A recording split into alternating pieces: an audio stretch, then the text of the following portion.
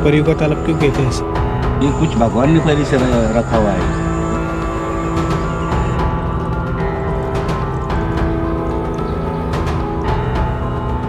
ये अंदर से पूरा खाली है और ऊपर से इसके पत्ते हरे हैं।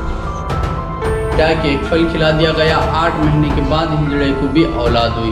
यहाँ पे हिजड़े की भी मज़ार है और उनके बच्चे की भी मज़ार है। नीचे परियों का तालाब है। परियों के तालाब में जिस टाइम में भूत पलित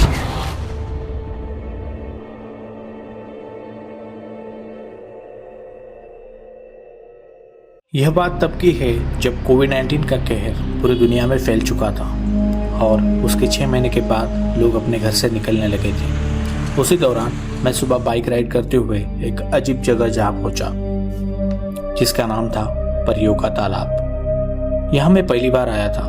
वहाँ चारों तरफ सन्नाटा था, ना ही कोई आवाज़, ना ही कोई आदमी। शायद लॉकडाउन की वजह से यहाँ कोई नहीं आता होगा, ये सोचकर मैं वहाँ आसपास का इलाका और वहाँ की वीडियो शूट अपने कैमरा में रिकॉर्ड करने लगा। वहाँ पास में ही मुझे एक दरगाह नजर आया जिसके बाहर एक दो मोटरसाइकिल और एक कार खड़ी थी। वहाँ कम से कम कोई है, ये बात सोचकर मैं आगे बढ़ा। वहाँ बाहर परियों के तालाब का बोर्ड था जिसके ऊपर उस जगह की जानकारी थी। लॉकडाउन की वजह से वो दरगाह बंद था, इसलिए मैंने उस दरगाह के पीछे क्या है ये देखते हुए वहाँ के कच्चे रास्ते से आगे बढ़ा। वहाँ से दूर मुझे पानी नजर आया जो कि वही तालाब था जिसे परियों का तालाब कहते हैं। मेरे आसपास चिड़ियों के आवाज़ के अलावा और कोई आवाज़ नहीं थी। वहाँ शांति तो थी, लेकिन आज एक अजीब सा डर मुझे वहाँ लगने लगा था। मेरे मन में अलग ख्याल पनपने लगे। मैं तालाब के नज़दीक जाना चाहता था, लेकिन वहाँ कोई न होने के कारण मैं अपना रास्ता पीछे मोड़ लिया। तभी मैंने वहाँ एक बोर्ड दिखा जिसमें तालाब में हद से ज़्यादा अंदर न जाने की पाबंदी लगाई गई थी। उस जगह से मुझे दरगाह की पिछली दीवार नजर आई जहाँ से तालाब का नज़ारा दिखता होगा। हरियाली की चादर से लपेटी छोटी टेकड़ी और तालाब देखने लायक था। मुझे इसके बारे में और जानकारी मिली, इसलिए मैंने पीछे मुड़ा और मुझे दूर से एक आदमी नजर आया। मुझे इस आदमी से कोई जानकारी मिली, इसलिए मैं उसके पास गया। इसको परियों का तालाब क्यों कहते हैं? तो आते न नहाने को धोने को तो कपड़े छोड़ देते। ओके। हाँ, और फिर दूसरे कपड़े बदल के दर्शन लेके चल जाते। अच्छा, इसको क्या कहते हैं? परियों का तालाब क्यों कहते हैं इसे? ये कुछ भगवान ने पहले से रखा हुआ है। वहाँ पे दिख रहा ना? हाँ। वहाँ पे गाय है। अच्छा। मेरे सवाल का वो ठीक से जवाब नहीं दे पाया, इसलिए मैंने और सवाल न करते हुए चुपचाप वहाँ से पीछे मुड़ा। उसके बाद मुझे दरगाह पर 2 आदमी नजर आए जिनसे पूछताछ करने पर उन्होंने बताया कि लॉकडाउन की वजह से दरगाह बंद है, आप कभी और दिन आइएगा। मेरे और सवाल पूछने पर वो मुझे ज़्यादा कुछ नहीं बता पाए और वहाँ से चले गए और मैंने वहाँ से घर वापसी की। अब लगभग 1 साल हो चुका था और अभी भी मुझे इस जगह के बारे में जो सही मालूमात होनी चाहिए थी वो मुझे अब तक नहीं मिली थी। इसलिए मैं फिर से एक बार वहाँ चला आया, लेकिन इस वक्त दरगाह के दरवाजे खुले थे। ये देखकर मेरी उम्मीद को एक आशा की किरण मिली। मैंने अपने कदम दरगाह के अंदर की ओर बढ़ाए। अंदर जाने के बाद वहाँ एक आदमी था। मैंने वहाँ चारों ओर देखा। वहाँ के कई सारी खिड़कियों से एक खिड़की से मैंने परियों के तालाब का नज़ारा अपने कैमरा में रिकॉर्ड किया।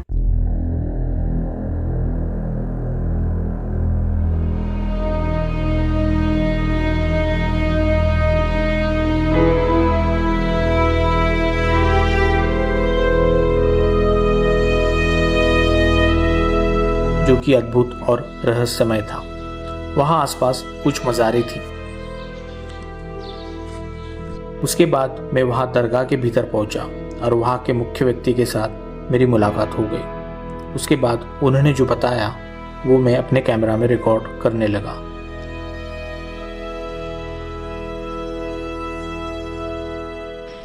ये बोर्ड का खास करके ले तो जो मतलब एड्रेस हाँ, जो हाँ, लोग आ सकते हैं तो नंबर पे भी, फ़ोन नंबर पे भी ज़रा ओके। कुछ जानकारी बता सकते हैं अभी इसके बारे में? आई।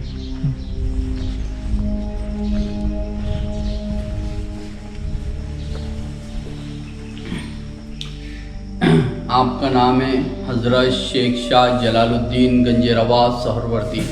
आप खरकान के रहने वाले, आपके पीर मुर्शद ने एक आसे के झाड़ की लकड़ी दी थी। यह आसे के झाड़ की लकड़ी जहाँ पर भी हरी हो जाएंगी आपका मुकाम वहीं पर हो जाएगा। आपके पीर मुर्शद आपके गुरु ने कहे थे।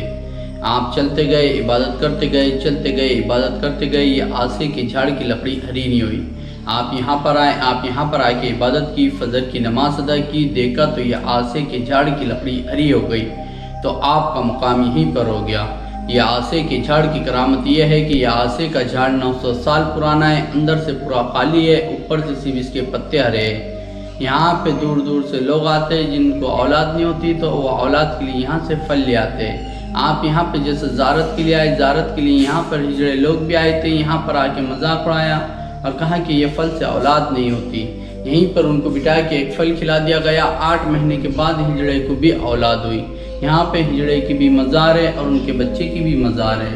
नीचे परियों का तालाब है। परियों के तालाब में जिस टाइम में भूत पलित असरात रहते, वो लोग यहाँ पर आके 5 गुरुवार जुमेरात नहाते, इंशाअल्लाह ख़त्म हो जाते।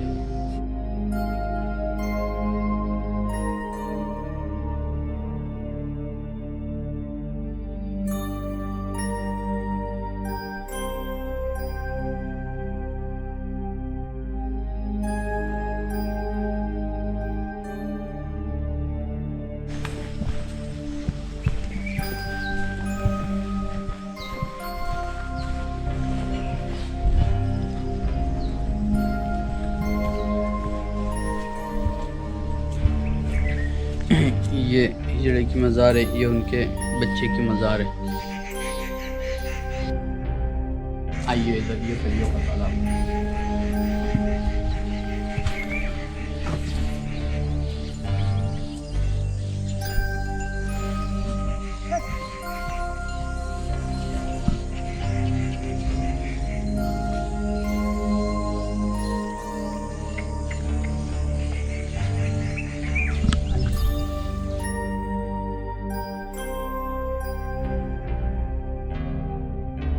ये सरकार के भांजे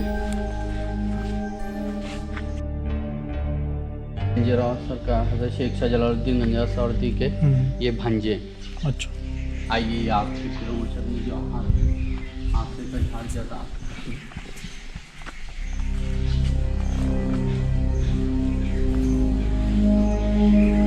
ये आसे का झाड़ है जो आपके पीर मुर्शद ने दिए थे। कहा था कि जहाँ पर भी रात होंगी वहीं पर आपने इबादत करना, वहीं पे इसी को गाड़ देना। नहीं हराऊंगा तो ऐसा करते करते आगे बढ़ जाना। आप ऐसा करते करते इंडिया में आए, बस दक्कन में आए, बस फलदवा शरीफ में आए, यहीं पे आके हरा होया। ये अंदर से पूरा खाली है और ऊपर से इसके पत्ते हरे हैं।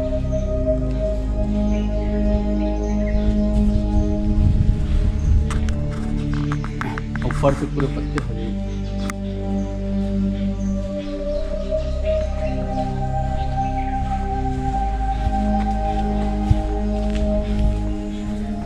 ये अंदर से भी पूरा ऐसा खाली है, जैसा कवर रहता वैसा है, अंदर कुछ भी मलबा नहीं।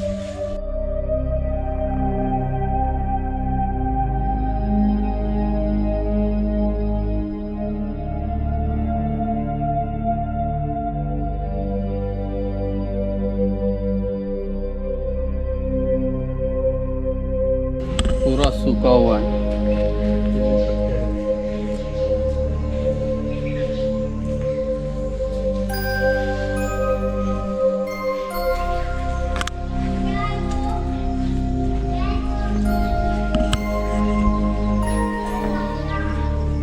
एक पत्थर की मस्जिद है। आप जब आए थे दक्कन में फलदवा शरीफ में, आप यहीं पर इबादत करते थे।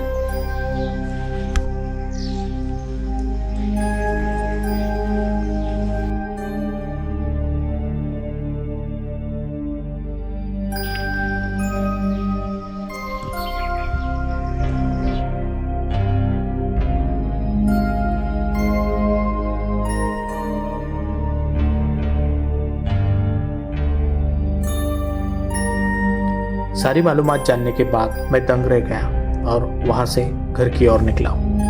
दोस्तों, हमारे आसपास ऐसी कई रहस्यमय जगह रहती है जिसकी हमें सही जानकारी मालूमात नहीं होती जब तक हम खुद वहां जाकर नहीं आजमाते। सिर्फ रहस्यमय नाम सुनकर हम अपने मन के अंदर अलग ख्याल बन पाते हैं। हम ये आशा करते हैं कि आपको हमारे इस वीडियो से सही जानकारी मिली। आप यहाँ पर कभी भी आ सकते हो और इस रहस्यमय परियों के तालाब को देख सकते हो। अगर आपको हमारा ये वीडियो पसंद आता है तो लाइक और शेयर ज़रूर करें और बेल आइकॉन को प्रेस करके हमारे चैनल को सब्सक्राइब करें ताकि आप आगे आने वाले ऐसे और वीडियो देख सकें। अगर आप यहाँ आ चुके हैं तो आपका अनुभव यहाँ पर क्या रहा ये आप हमें कमेंट करके बता सकते हैं। तो जल्दी ही मिलते हैं नेक्स्ट वीडियो में ऐसे अनोखे रोमांच सफ़र के साथ। तब तक के लिए अलविदा।